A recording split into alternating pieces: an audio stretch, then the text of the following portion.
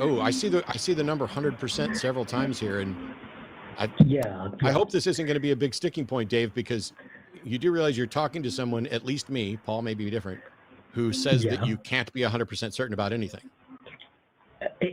Exactly. That's one of the reasons why I wrote what I wrote. That's precisely because we can't be 100% certain about anything.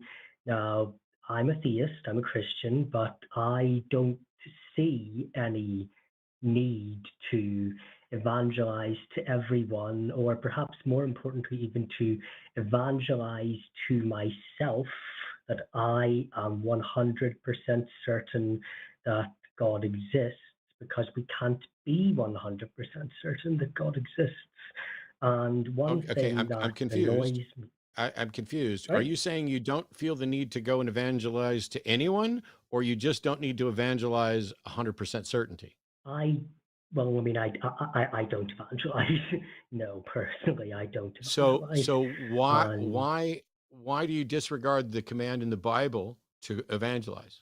well, the first reason is because it was almost certainly added in later by the early church.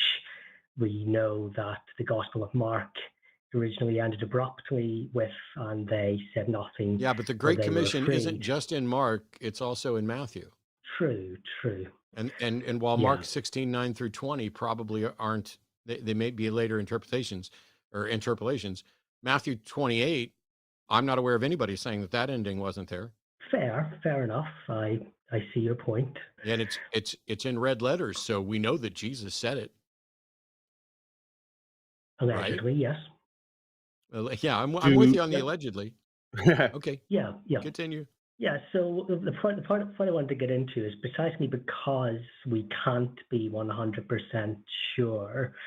I don't think it's I don't think that we can award ourselves a warrant to try to force our views on it to everybody else. And one of the things that annoys me about, if you spend any long enough time on the theist and atheist debating circuit, is when you run into presuppositionalism, where they convince themselves that they can be 100% certain, and that their certainty is because we're right, we can't not be right, and we argue from being right rather than to being right. And it annoys me, and I'm going to be honest, I have more tests of my faith from hearing extremely bad arguments from extremely confident people who are absolutely convinced they're right than I do listening to atheists. I can listen to atheist epistemology for hours and agree with a lot of it. And then you hear extremely bad, aggressive presuppositionalism from people like Saitan Brug and Kate, and you just think to yourself, what are these people smoking? And I just think that it's almost like sometimes religious people think that they forget that it's about faith. They forget that faith is a necessary component of being religious. Why? You Why? How are Because you we don't using have faith? evidence. How are you using faith? Are you saying faith is belief in the absence of evidence? Well, it is. It is belief in Okay. the absence of Why evidence. are you saying that's essential? Well, it's essential to religious belief. It's more or less what makes religious belief versus something else. Okay. But you're suggesting that it's essential, like it's a requirement. Why would a God require gullibility? Well, we don't know. And one option could easily be that there isn't a God. And I can accept that that's an option, that there isn't a God. But I personally don't believe that there is that's the correct answer. So you believe there is a God, Yes. but that there's not a good reason to believe that. Well, I think that we can almost everybody. Well, we can have reasons to believe it or not want to cross the floor, as it were. That I was raised a Christian. I was born a Christian. I was raised a Christian, and I don't see a reason to cross the floor into atheism. I think that there could be a God. I have faith that there is a God. I understand that there isn't direct evidence of a God. This is so weird, Dave. Yeah. You seem to be suggesting that the burden of proof is on the atheist and not on the theist. Well, not really. It's like Dave, if I was an Dave, atheist. did you not just Yep. say that you don't see a reason to cross over into atheism? That sentence Yeah. suggests that atheism has some burden of proof that it hasn't met, when in fact, atheism is the rejection of the theistic claim. And the reason for it is because the theistic claim hasn't met its burden of proof, which you acknowledge it hasn't and may not be able to do. Well, from my point of view, being a Christian or being born a Christian, from my perspective, I would You're want not a born a Christian. reason to stop being a Christian. Yeah, you weren't Well, born a I was Christian. raised a Nobody's Christian, born. raised a You weren't Christian. born a Christian. Nobody's born a Christian. But instead, you've acknowledged that Christianity may not be true and has not met its burden Yeah. of proof. How could you possibly say that atheism has something to prove then? You're basically saying you're going to keep believing something that may not be true and has not met its burden of proof because nobody's proved that it's not true? How many other things do you think have failed to meet their burden of proof and may not be true that you also believe? Well, I see your point. I don't want you to think that Do I'm you just though? pausing because I'm Because muted. I because is it possible that atheism isn't true and that atheism also hasn't met its burden of proof? In which case you have Christianity that hasn't met its burden of proof and may not be true, and a yeah. particular version of atheism that hasn't met its burden of proof and isn't true, and yet you're suggesting that you're justified in picking one over the other? Well, I think that an atheist would be perfectly justified in saying the same thing, but then saying to a theist of any description, well, you haven't given me a reason to stop being an atheist. And I don't think No, that would but be an that's irrational because that's the position. default position, Dave. The default position is to not be convinced of something until there's sufficient reason to believe it. Well, I do. I understand that. And it is something that it's something that I think about a lot. Okay. And it's honestly So something that here's I the thing. struggle with personally. Should I be an atheist? Here's the thing. If somebody says a God exists, Yeah. they've adopted a burden of proof, right? Yep. And until they meet that burden of proof, we should not believe their claim, correct? Yes, I think that's fair. Congratulations. You just justified the atheist position of, I do not believe the claim that God exists because it hasn't met its burden of proof. But you are saying that despite it not being the burden of having met its burden of proof, you're going to keep being a Christian and not change. Well, I personally, I don't see. I mean, maybe you're right, but I would like to ask, if you don't mind, if everything we've said is right, and I think we more or less agree on our epistemology here, should I be an atheist? What is the default position on the claim that a God exists? Probably that it doesn't. Probably that we don't have reason to believe that it does. Okay. Until such time as that changes, shouldn't we all be in a position of saying, I don't have reason to believe a God exists? Probably yes. And I call that position atheism. I call it weak atheism, Yes. soft atheism, as opposed to the assertion Yeah. that there is no God. And Yeah, so, yeah. by your own acknowledgement, yes, you should be an atheist. So, what would you say to Christians who? I mean, what would you say to Christians who are absolutely convinced with 100% certainty, not based on, let's say, for the sake of argument, evidentialism? What would you say to people that believe that say that, oh, there has to be a God because he has a book, or there has to be a God because logic exists, or what I would honestly say are silly arguments like that? What would you say to somebody who tries to consciously fill this gaping hole in our epistemology with there is a God and there can't not be a God because I want there to be a God. Now, I don't know if you think I'm going off topic or not, but I would like to hear your thoughts on it, if that's okay. I'd like them to prove it. I don't think you get to presuppose a God. Where's the evidence? I agree. I agree, and it's one thing that does annoy me about now coming from the UK. There's a lot of what we might call, I can see in the chat about cultural Christianity. There is a lot more cultural Christianity here in the UK and in parts of Europe than there might be in the US. It's something that I was not really familiar with, but it made me so almost angry and confused listening Me to it for the too. first Dawkins time. just irritated Yeah, the shit out of me a week or so ago by advocating for cultural Christianity right after he lambasted Ion Hersey Ali for essentially becoming a cultural Christian.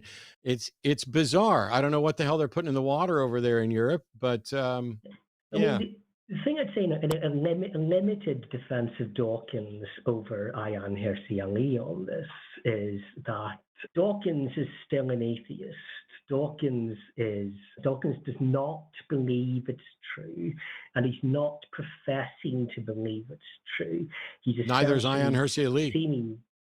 Neither is Well, Ion she Hersey had Ali. a. If you read her statement, she Mm, advocated for conversion to Christianity as a practical matter to fight Islam. What did Dawkins just yeah, do? Dawkins suggested that if he were forced to make a choice between Christianity and Islam, he would pick Christianity. By the way, so would I, but I'm not forced to make yeah. that decision, and neither is anybody else. And I'm not forced to It's like advocate for cultural Christianity. So I fail to see you what don't have to Dawkins' pick position. two mafia I, bosses, one of two yeah, I mafia don't. I bosses fail to to see what defend How yourself. Dawkins' position is in any way superior to Ian Hersey Ali's. I think Dawkins's position is it's almost like an Alex Malpass's discussion on presuppositionalism, the difference between a harder presupposition and a softer presupposition.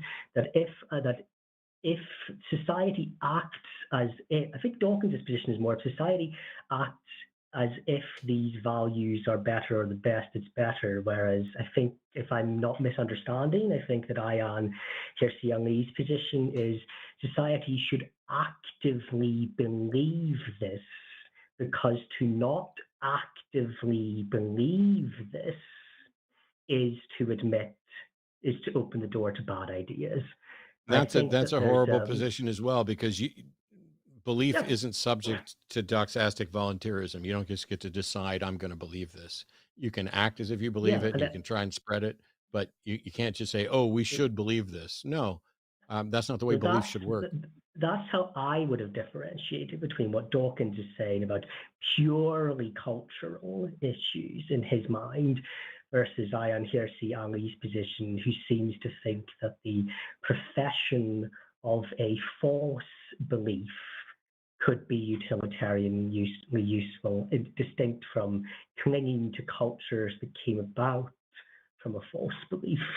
Well, I find them both to be ridiculously wrong on this subject, and not particularly useful in their thoughts on advocating for Christianity, cultural or otherwise. If the whole position is, well, atheism's just not going to win, so we need to pick the least harmful religion, I can Yeah, certainly see why they do that, but I don't need to. yeah, yeah. But no, it's like I do. I think that's where the difference comes between two positions. And I also heard, if you don't mind me asking about perhaps a related issue, is that we have not just presuppositionalism, but particularly people who try to say, oh, but what about morality after their original arguments fail?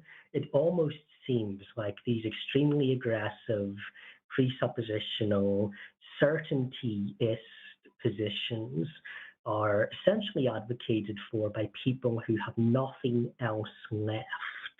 That it's more to convince themselves that they can't be wrong than it is to even convince themselves that they're right, or certainly to ever convince anybody else. I'm wondering if you think that's true or useful or completely wrong.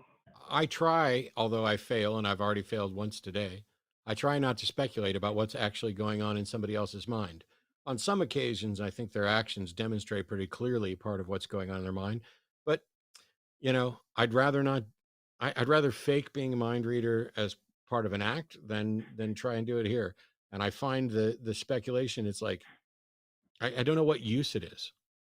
I mean, if I'm going after a caller who's had a particularly difficult time engaging in what is a fairly straightforward, honest conversation about a question, okay, I'll put on my asshole hat and Yeah, rant yeah, about what's probably in their mind. But generally speaking, I think it's a mistake for any of us to suggest what somebody's motivations are, or to suggest that we know their motivations in a way that is better and more accurate than they've actually expressed them. I'm going to screw it up, but I don't need to do it at the drop of a hat. fair, fair. And I wonder if, I mean, obviously, I mean, we can't read minds, obviously, but I'm wondering if we end up essentially just sitting by ourselves thinking, well, I know we're all almost into solipsism, or, well, a form of it culturally, for want of a better term. Well, I know what I think. I don't really know what anybody else thinks, and I'm just going to and sit and not know. Am I strawmanning here, or? Well, but those aren't the only options, right? Because the people I deal with on a day-to-day basis, so your Frank Turek's, your Ken Hams, like all these people, Yeah, yeah, it can be a fun game all day long to guess: are they grifting? Do they really believe it? Like, are they just repeating things mindlessly? Like, all that thing doesn't matter, because the other option is I'm just going to pretend I'm a member of the audience, right? And just like the audience is yeah, taking it at face value. So what does, and even they would say with someone like Donald Trump they're following, well, it doesn't matter if whether the person delivering the message believes it. God is using that person to get the message out. So the option isn't just to sit at home and just do not. I mean, that's a fair option if you want, but that's not the only yeah, option. We don't have to imagine that the person were the ideas. For example, in every call we've had today, the thought has crossed my mind: are these people being serious or not? Like, are these people really? yeah, yeah, And so, but it doesn't matter, because we have this show, and until someone gives us, even when they do reveal sometimes being a bad actor, we take the ideas at face value. That's our interlocutor that we're just going to go with, yeah, and the whole mind reading, the guessing what their motivations are, it doesn't help the audience. It doesn't help us maybe refine our ideas and show ourselves where we're wrong. A bad actor could give us ideas that show us that we're wrong. So that's just, I guess, yeah. why Matt and I don't spend any of our spare brain cycles just wondering about people's motivations, because ultimately it doesn't matter. Except when I do. Oh, okay, I'm in well, agreement. I'm in agreement with Paul, except for when I do, and I want to kind of explain the how and why behind when I do. So, for example, there are people that think the 2020 election was rigged and stolen, and so when I Hmm. see people saying that, one of the questions is, do you really believe that? Or is this just wishful thinking on your part? Is this a narrative you're going to go with? And at the end of the day, it might not make any difference, because they're going to vote the way they vote, whether they actually believe the election was stolen or whether they just think that that's a useful thing. In discussions Well, I about, think. hang on, Sorry. in discussions Yeah, about yeah, um, a, um, a pregnant person's right to choose, I've had conversations with my ex-wife and other people who would say things like, "Ah, the religious right, they just want to punish women for having sex. They want to punish women for their biology. They want to, control this." And I've always pointed out it's a mistake to say what their motivations are, because that you will almost never be able to prove that. But what you can do is say that no matter what their motivations are, they're advocating policies that have the effect of punishing women for their biology, punishing people for having sex, etc. And so when I make an exception, like I did earlier today, to go off on an individual about what I suspect is in their head, that's not me trying to assess the general public to what percentage of them believe that the election was stolen or anything else. That's me specifically trying to get in that person's head and make them think about, holy crap, do I actually believe what I said I believe? Am I actually being serious here? Am I engaged in some dishonesty here? And if they come out the other side confident that they were honest, well, they're probably wrong, but at least they will have thought about it. Yeah, and the only thing I would say on that is to take these two examples, the January 6th example and the abortion example. On both, my general idea is that in general, you want to believe because I think most people are mostly good most of the time. I want to believe, absent evidence to the contrary, motivations that cast people in the best light that we can afford to give them. And on the abortion question, particularly from a religious perspective, from the abortion question, such an idea is that they genuinely believe that life begins at conception and this is inviolable. And in order to change people's minds on that question, you have to engage with that argument and to say why that might be wrong, how that might not be biblical, how we don't, particularly when people support the death penalty, how we don't believe life to be inviolable, and have conversations that way, as opposed to jumping in saying you just want to control people's bodies. Now, if it turns out they do want to control people's bodies, we'll find a way to uncover that in the debate. But on the January 6th thing, the thing that scares me more about the January 6th thing is that, from my perspective, it's actually more charitable to assume that these people are grifters, because the alternative, that they sincerely believe the election was stolen, with no evidence to support that and plenty of evidence to oppose it, is to believe that these people are completely and utterly disconnected from reality and living in a completely alternative reality. And how the hell do you deal with that? And more importantly, how the hell would you deal with a situation in which even half of the people who profess that genuinely 100% believe it? It's a horrifying thought. But that doesn't help. You're choosing a motive that you prefer to believe that, but that actually doesn't help deal with the problem if in fact that is a significant portion of the people's motive. So again, you're advocating these weird utilitarian and good feeling scenarios for yourself that aren't necessarily helpful. Do you see that? I do. I understand your point, but especially as it relates to the January 6th example. I think, particularly politically, whenever people profess a political or religious belief, I think we should begin our discussion with assuming that what they say is what they mean, and then attacking what they say, and then they either have to climb down, give us a rebuttal, or they have to take the mask off. And it's situations like January 6th that really put that to the test, because if you ask the January 6th person, why were you there? A lot of them will say that we're there because the election was stolen. And that's something that you just irrationally, perhaps, you don't want to believe that these people genuinely believe it.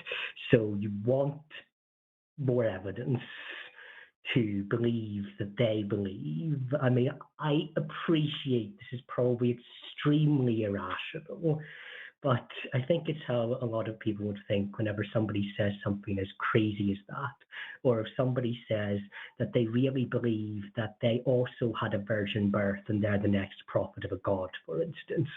It's easier to believe that that person just wants to sell books than it is to believe that that person genuinely believes it. And it might be two How's that different relevant? standards. It might be completely irrational. It's not remotely relevant. You don't have any access to whether they sincerely believe or not. It may or may not make any difference. And I can tell you that we know there are people who sincerely believe things like that, and that we know that there are people who are frauds. Until I have a way of telling the difference, I begin by assuming people mean what they say.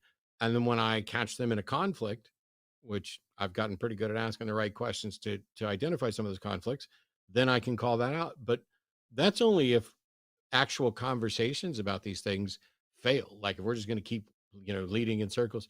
And it's funny that you watch the people who are like, oh, I'm absolutely confident that Jesus was divine. And then you get them to acknowledge, well, maybe Yes. Jesus wasn't divine. There's a possibility. The street epistemology aspect of this, where you are asking questions to try to reduce somebody's confidence level, is massively problematic. Don't get me wrong. I love Magna Bosco, and I love a lot of the other people who engage in street epistemology, and I see that there is some use in it. But here's the thing. Yeah. Street epistemology follows a format. If you begin with, how confident are you in this belief? And they say 99% at the beginning, and then you have a 10-minute conversation with them, and they say, oh, at the end of it, I'm only 72% confident. Did you in fact lower their confidence from 99 to 72? Or was their confidence 72 the entire time, and they were just exaggerating and being a little hyperbolic and saying it was 99? And what difference does it make if they're still 72% confident about something?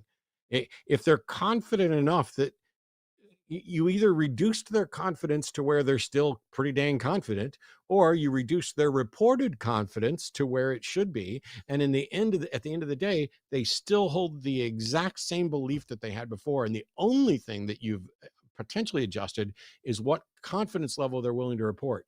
But here comes the real sneaky twist. What if they leave from that encounter and go on to have another conversation 3 weeks later with somebody else? What confidence level are they going to report then? 99 or 72 or somewhere in between? There's lots of good stuff to be done and reported, and having conversations with Socratic method and everything else. But maybe asking people what their confidence level is as silly as asking them why they believe in God, because all you're going to get is a self-reported number that may or may not be accurate. And then instead of having a conversation about whether they should be confident in a God at all, we spend all of our time talking about what confidence level they're willing to report. I'm more interested in whether or not they believe it at all, let alone how confident they are. Well, yes, and I do think that if we want to find out whether somebody believes it at all, we start our conversation as if the belief is true. We say we perform essentially internal critiques potentially, and then either they have to rebut, they have to maybe qualify a position, or if it was a cover-up, well, we'll just go on to the next argument, or somebody will snap and say something that they believe but wanted to not put in the conversation. Like, let's say the anti-abortion politician really did just want to control women. Well, eventually, if you break down the life begins at conception argument enough times, he either has to say we're at an impasse, he has to qualify his position, or he has to go mask up, slip up and say... You brought it up again, so I just have to jump in and say that is not the best way to argue abortion at all. Bodily autonomy is the only way to argue abortion. I live in a household where I'm just obligated to put that out there. I think that what you're proposing is entirely a losing proposition. So yeah, even if you get the one person to admit that they just want to control people's biology, okay, what have you done? What have you accomplished? You haven't changed public policy. You haven't changed their mind, and you haven't changed the minds of other people. Sorry? What if that person's a politician who's now on the record saying he just wants to control people? I have politicians on record saying they want to be a dictator for a day. You think that makes a fucking bit of difference at all? Not if their name's Donald Trump, I'm sure. Not if their name's anything. The people out there who are going to oppose abortion because they genuinely just look at it as people are killing babies, they're still going to vote for that politician who's opposed to abortion, even if he's flatly come out and said, all I want to do is punish women for having sex with someone that's not me. They're still going to vote for that guy. That's one of the reasons that Paul's saying this strategy that you're talking about, it's not a strategy. It doesn't get you anywhere. Okay. Yeah. But I got to move on because we got other callers and we're running out of time. Yeah. Thanks, Dave. Yeah. Well, it was great talking. For the record, a couple times there, I wondered if Dave was really a theist. So I was questioning his motives. There you go. And I think Dave may have become an atheist at some point during that conversation and then maybe backed out of it and then changed it. Who knows? Not the angels are singing in hell or however that happens.